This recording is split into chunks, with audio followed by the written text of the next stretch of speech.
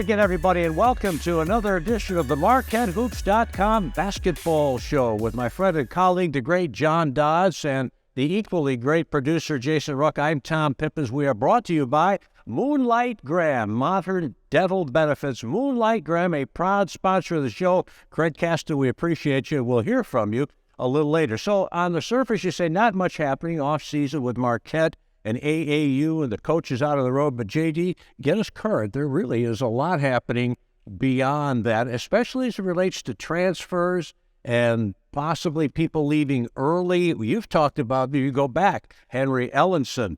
We've had a couple of others who have left early, in particular, Maurice Lucas. Sure, we'll talk about that a little bit. The big date is May 11th. May 11th is the last date that there can be someone signing up for the transfer portal.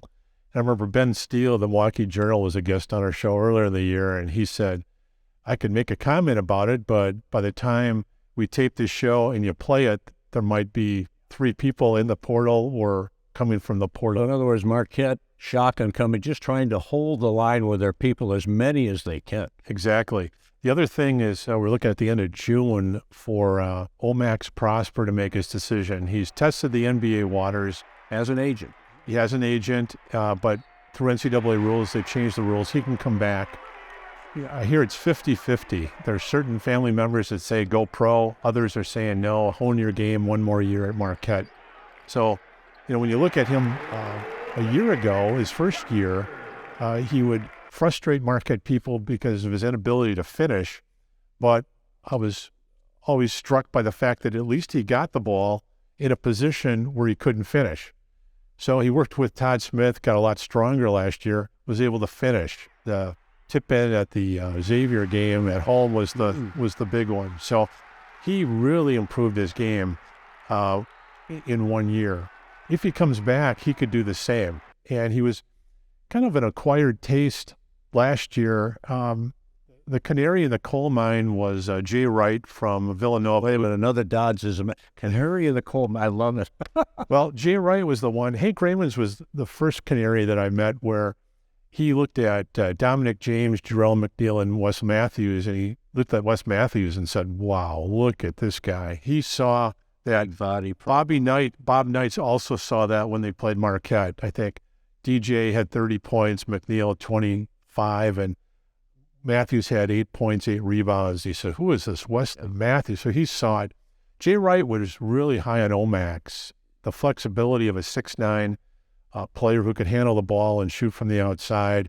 He could be a real pain on the front end of a diamond press or a 2-2-1 full court press or at half court. And he could also switch ball screens. He could guard a small, which is the secret to Shaka's defense. Oso, Iguodaro, and Omax both switch ball screens, and they make it difficult with their length to skip pass opposite where there's no help and an open player. So that's going to be really big to see what he does. He needs another year, I think. But if you don't mind, let's chat a little bit about some of these fellas who have left Marquette early, because sure, it's not unprecedented, certainly, if Omax goes that route. Sure, just look last year, Justin Lewis, he was the most improved. He was the most improved player in the Big East, freshman to sophomore year. And worst case scenario for him, he went pro, decided to stay pro, and he was projected to be maybe in the 40s somewhere, and he wasn't taken. He blew his knee out. Luckily, the Chicago Bulls have signed him. But that's kind of the worst case scenario. Could he have come back? He would have given Marquette the rebounding, and he could have honed his game, but he didn't. He made that decision. Are any of these guys really ready? The answer is probably no. I remember Henry Ellenson from year and gone, and now look, where is he? Where is he? The thing, though, is you don't know if the family needs money or the situation. I remember they were playing DePaul in that year, and it was a really physical game where basically DePaul wasn't going to let somebody from upstate Wisconsin show them up on the boards, and it became real chippy. And he went in for a rebound, and he got hit. And he's laying on the ground holding his shin.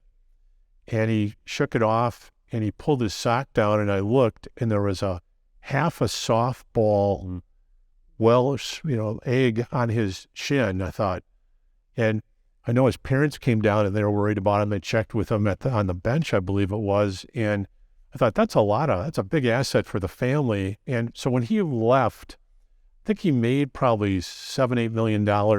So that was smart.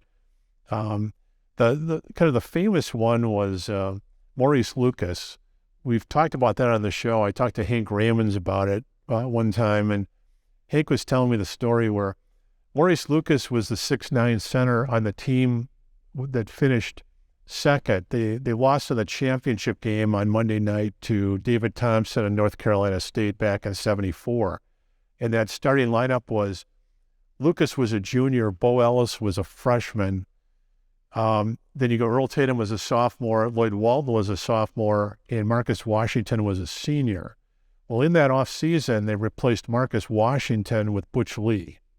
So Butch Lee would have been a freshman Been the an next year. upgrade there, although Marcus was a good player, great defender, but Butch Lee was player of the year 4 years later in college basketball. Right. So Maurice Lucas was having second thoughts. He thought he was going to go pro. He was having second thoughts. The ABA wanted him. The NBA wanted him. And he called Coach and said, Coach, I think I want to come back. And Coach McGuire said, come on into the coaching office. He called Hank in. So Hank and Al are there, and Lucas sits down.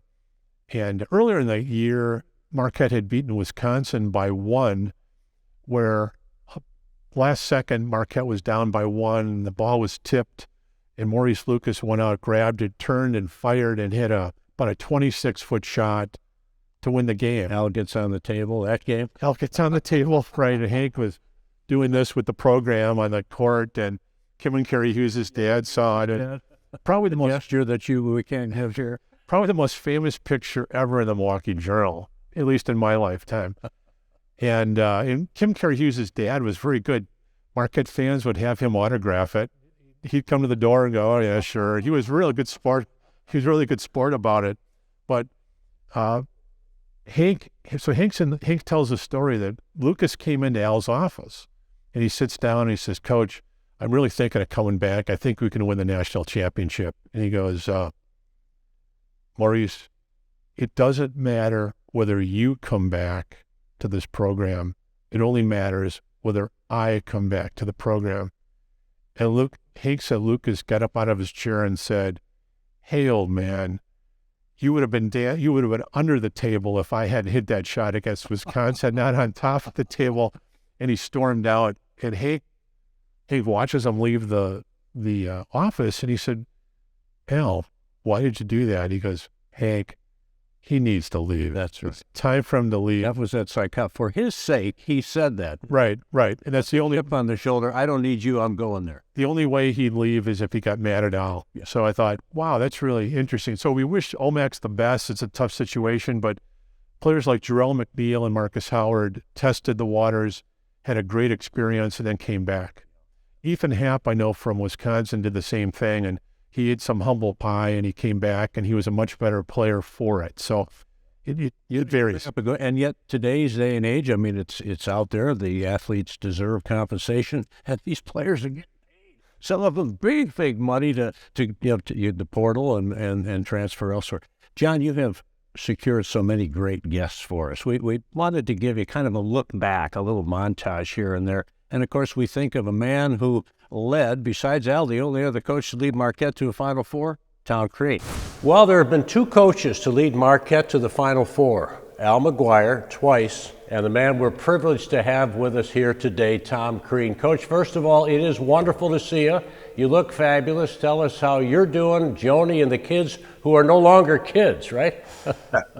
Well, they still are to me. And I just left. My daughter, Megan, lives in New York now. And with doing my ESPN work, which is what I'm doing this year, I went up to see her this past weekend in New York City for a couple of days and then came back. We live in Florida, Lakewood Ranch, Florida. So I got to see her. And it's amazing. I was telling my wife, every time you see somebody carrying around their little child or carrying them or pushing them in a stroller, you think of those days. And those were our Marquette days, when they were that young. And the Michigan State and Marquette days for us. And so she's 27 now and working in New York City. And Riley is 23 graduated from Georgia and works for the Dallas Mavericks in video and player development in his first year with them. And then Ainsley, who was born near the end of our time at Marquette, is 17, a high school junior, right here in Lakewood Ranch, and playing tennis. And we're starting that college process with her. And Joni's doing great. She is. Good. She's. I think we all enjoy the Florida weather, the Florida life. She plays a lot of tennis, and we're busy watching our kids grow up. So it's good. You're not too proud of Papa. You have every right to be. You and Joni did a wonderful job. Please give her our best and tell her I remember the days when we shared playground duty at Lumen Christi. Oh, absolutely. Absolutely. Yeah. I told her I was going to be on with you and both of you, and she said to say hello, but we were talking about your kids and days at the church and all the different things. So we absolutely loved raising our kids in Mequon, Milwaukee area at Marquette. I mean, it was fantastic. I mean, it really was. Those 9 years of growing up in there with them, so many memories for all of us. But really, those memories don't go away because they just come up at the most different times, right? Something will come up. It's easy when Marquette's on or we go back for a function, but it's even more special when you listen to them bring up something out of the blue. And I think that's what's awesome about living there. Yeah. I saw you at the Shaka Smart had a coaching clinic, and you were one of the keynote speakers last October. And Marquette fans were a little nervous. Kirk With, Morcell, and Justin Lewis left over the past year, and were nervous about rebounding in size. But you had spent 2 or 3 days with the team and watched them practice, had talked to Shaka, and you basically called this. You thought they were going to be very successful. You said that during the presentation you made to all the high school coaches there. What led you to believe that? What did you see back then? Quickness of their bigs. Their bigs had a unique quickness. Every bigger guy that he had the ability to play away from the rim, but more importantly, be able to guard away from the basket. And you could see the skill sets. So they might be a little thin, but there was quickness. There was some toughness. You could see what I remember seeing is the improvement of Tyler Kolek with his shooting. Because I thought for him I'd been at a game the year before when we went into the Hall of Fame and saw him play against Xavier. And at that point, I'm still concerned about his shooting. And to see his shooting in a practice and know that he had improved it like that, like you're looking at that saying that's going to carry over. That's going to make a huge difference for their team. The day that I was there, Cam Jones may not have had a great practice, but you could see the speed and the quickness of him. You could see the coaches' details, right? You could see how they stayed engaged in every play. And I've coached against Shaka Smart before when he was at VCU in Texas. So I know the level of what they do when it comes to the X's and O's. But now once you see it in practice, now you see the level of the connection that he builds with the players. And you could just see it. You can feel it, right? And he puts coaches around that are trying to build those same connections and a staff of people.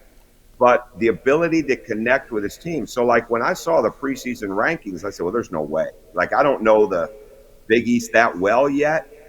But I know that team is way better than this. And as I've watched during the season, it's really reminded me of our first year in the Big East, where we were picked to finish 12th when we had the 3 freshman guards with Steve Novak as a senior. But yet we got a first-round bye and ended up 4th in the Big East and went to the tournament. And I thought as the season was going on, this team is very, very similar to this and can go way beyond that. And I think he's building something really, really strong that's sustainable, because the players get better, they enjoy playing with each other, but there's an energy in that team. I mean, and being at the walkthrough that day of the Providence game, there's an energy in that team. Those kids enjoy being in the gym. And I think the other thing that separates them, and this is like what happened with us in the NCAA tournament, Chris Grimm, Karen Bradley, Joe Chapman, obviously Steve Novak, those guys had to feel that they could make a difference in a game. Because everybody can go in a game and lose the game for you or make a play that loses the game for you. Not everybody can go in the game and win the game for you. And you've got to have a team full of guys that at any given moment they can help you win the game. And I think that's what development's all about. And I think Shaka is doing it. JD, another outstanding guest, assistant coach for Marquette, Nevada Smith. He's a real visionary, isn't he? We think now about things he said, it was almost prophetic. Sure. We had him on a year ago, and he talked about the 2022 class, and that was Sean Jones, point guard. It was Chase Ross, the two-guard small forward, and Ben Gold. And we can look back on with 2020 hindsight and evaluate his evaluation, and it was pretty accurate. Marquette assistant coach Nevada Smith. I just wanted to get into the 2022 basketball recruiting class, and the first one is the first commitment you received was point guard Sean Jones from Gahanna Lincoln School in Columbus, Ohio, 5'10", 170. Could you talk about a little bit about what impressed you about him and give a preview of what the fans could look for? Speed. He's fast. He is small, but he is one of the best athletes probably in this coming class nationally. I mean, he is an incredible athlete. The speed separates him. I think the one guy I talked to 2 years ago at this point in Ohio that saw him play, one of my buddies that I live with, said he's like Terry Rozier. He's just so athletic and so fast. So, in the recruiting process, you could see it. I think him running a team and playing at the speed we want was a great fit for us. He was Ohio Player of the Year in his division. So we're excited to get him here. He's going to bring a different element. There's not really comparison in our league from the speed that he plays with. He's just going to turn it up a notch. He's going to be able to pick up full court for 40 minutes, and he's a difference maker from a style of play standpoint. What an exciting element, huh? Because you don't see a lot of speed. It hasn't often been at Marquette in recent years, so that's exciting. We have heard that Sean Jones may be the most ready to compete in the Big East in his freshman season. I know you're projecting even as an expert, as a coach, but is there accuracy in that belief? I think all three guys are going to be ready. I think it's going to matter the other guys around them and the minutes that are available. I think physically they're all three going to be ready. I think they've done the work. They're all physically mature for their age, and they have Big East bodies right now.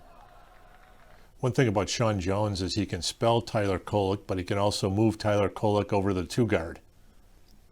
Yes, I think that's huge. I think one of the things we got to get more diverse in who's handling the ball and making plays, and I think he is another guy that can do that. I think you saw it towards the end of the year. Stevie Mitchell got a little better making plays for other people. I think the development of our current guys, Cam Jones, Amarian Ellis, some of the guys that can come in and make plays, can take some pressure off Tyler and move him off the ball where he can score a little bit and make plays as a secondary player. Second player is Chase Ross. He's the, if you call him a combo two-guard small forward from Cushing Academy, but he was from Texas originally. Is that where you originally saw him? So Cody Hatt was the one that was the lead on him, and he had built a relationship through him. I think he knew of him in Texas, but built the relationship through Cushing, through his coach there. And he's an athlete. He is he's going to be one of the best athletes in our league. He's tough. He knows how to play smart. The things he can do are going to help right away. He's physically ready to play.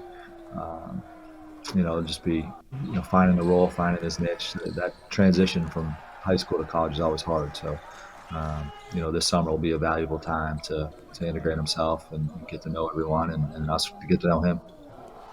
The skill that jumps out at me when I watch tapes of him is the ability to finish at the rim. He can elevate and get up and finish.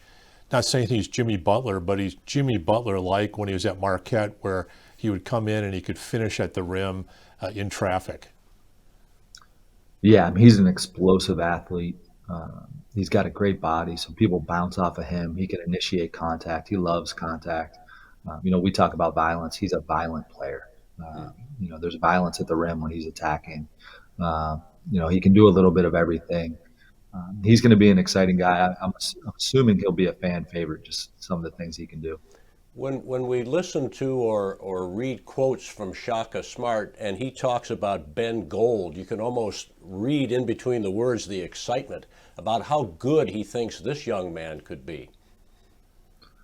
Yeah, Ben's going to be he's going to be a good one. He's grown 4 or 5 inches in the last 2 years. He just keeps getting bigger. He played at the NBA Academy in Australia. The only tough part is he's only played about 7 games in 2 years, just with the COVID restrictions in Australia. It was really hard for them to play outside teams. But I think once he gets his feet wet here, he's a little bit older. He just turned 19. He actually, the development coach at his academy, played for me. He's one of my best friends. So we're excited about Ben. Ben's 6'10", can really shoot it, can really move. He was a rugby player. He's tough. He was on course to play for the All Blacks, and he just got too big. And he was a track guy. He was an Olympic level track athlete in New Zealand. So he's got a lot of upside. He's got a lot of ability, and he's a big kid. So we're really excited about him as well. 6'9" with a lot of skills then, huh? Because interesting, I didn't know anyway that he had grown so much in a relatively short period of time. That leads you to believe that before he grew, he had really honed some skills. So now you've got a pretty good all-around player, if I'm reading you right. Man, we've had so much fun on the MarquetteHoops.com basketball show. And, John, all these guests, again, it's just magnificent. But none of it happens without a gentleman by the name of Craig Caston. He's somebody we've really come to know and respect, a contact you made initially as our sponsor, because without him, it doesn't happen. And people ask us, what is this Moonlight Graham all about? Here's Craig talking about it. Well, we are quickly getting to know Craig Caston. JD, you know him better, but boy, he's an awesome man. And what I like the most, for all the accomplishments, it's all about relationships. It's all about giving back, and we certainly appreciate him as our major sponsor here. And what I most want to, one of the great teases in the history of television, ladies and gentlemen, Moonlight Graham. Who is Moonlight Graham? Craig, tell everybody. We've been telling them for weeks. Thanks, Tom. Well, Moonlight Graham is a new company sponsored by a company that's been around for 30 years. The basic company purpose is modern dental benefits. So I'm going to take just a little bit of time to touch on what exactly is modern dental benefits. So the simple story for it is that the industry that I work in, predominantly dental benefits, vision benefits, is a little bit behind the times with some things in the technology area. And I own the largest company in the industry in terms of supplying technology. So rather than waiting for my clients to start using it the way I intended it, I'm going to go out and demonstrate it a little bit here in Wisconsin. So our first product will actually hit the market sometime this fall. It's going to be a savings club, and we'll be able to give some more information about that. But the simplest way of describing it is that we're introducing the idea of consumerism, which is basically easily defined as giving the people what they want. And being a good teammate is one of the reasons Moonlight Graham was selected as the name for the company. We want to be a good teammate, not just for the dental offices that we work with, but also for the consumer, and let them do things on their mobile phones that they can do with everything else in their lives. Since the industry's behind on technology, you can't really do much as a consumer. You're kind of a spectator here, but we're going to be introducing a lot of really nice features that the consumers will like and the dental offices will love. And we'll be able to talk about those as time goes on, but I can tell you they're going to love the stuff that we're doing. So. And you're in the midst of really trying to help people. And this is a stressful time, as you say, for dentists, for patients, as you explained to us. So it sounds like a win-win for everybody, and you're trying to help out. Absolutely. The COVID in particular has been very difficult on dentists in the area. They already had a really tough job because there's so many other issues that they have to deal with. They had the HIV issues where they have to treat every patient, be very cautious and things like that. But with COVID, it closed a lot of offices. Workers were hard to retain, and So you made a difficult job even harder. So we're looking at giving relief where we can, and speeding up payments, relieving them of the possibility of having to collect fees from patients. We can do that more quickly on the phone and relieve them of that job. They spend a lot of time running down small balances, and there's so much that can be done to help them, and we're going to just start here in Wisconsin and show you how that will work. That's fabulous. Yeah, I work with dentists as small business owners, and you're right about COVID. COVID just really stuck a torpedo into the local dental people that have business. You want to keep your great staff, your dental hygienists, and it was difficult to do that when nobody could go out and see their dentist. So that's a great point. And we know that there are so many avid Marquette basketball fans who are dentists. I can speak personally to that because I have my dentist. When I have a chance, I reward them with my tickets, and I have some pretty good seats. Added motivation to do a good job on your teeth. Yes, right? yes. Anything else you want to share along those lines? This is great to get that word out. Do we want to talk a little about Moonlight Graham in case some people, I had to do a little research from the movie, right? Field of Dreams? Yes, Moonlight Graham was an actual person, and he's actually a famous name. The movie Field of Dreams is one that is kind of an exceptional movie.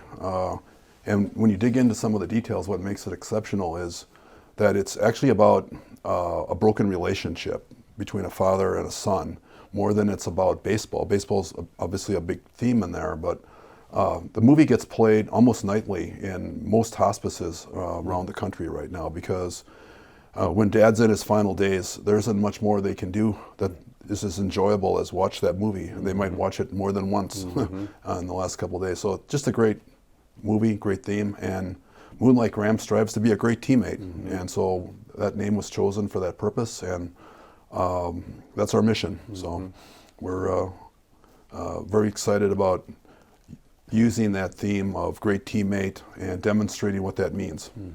It's great to say it every time. Moonlight Graham, proud sponsor of the MarquetteHoops.com basketball show. Moonlight Graham, modern dental benefits. Craig, thank you very much. JD, you have an outstanding website. Sure, we archive all our shows at the website and the front page, left-hand column, and we also have a newsletter. If you want to be kept abreast of updates with Marquette basketball program or guests on the show, just drop your email address in that widget. It might take you twice to do it, and we'll send that newsletter out to you. He's the inimitable John Dodds. Great man and great friend, and without you, we don't have the show, and the same holds for our producer, Jason Ruck. I'm Tom Pippins. We look forward to seeing you next time on the MarquetteHoops.com basketball show. For these fine gentlemen, take care, everybody. God bless you, and go Golden Eagles.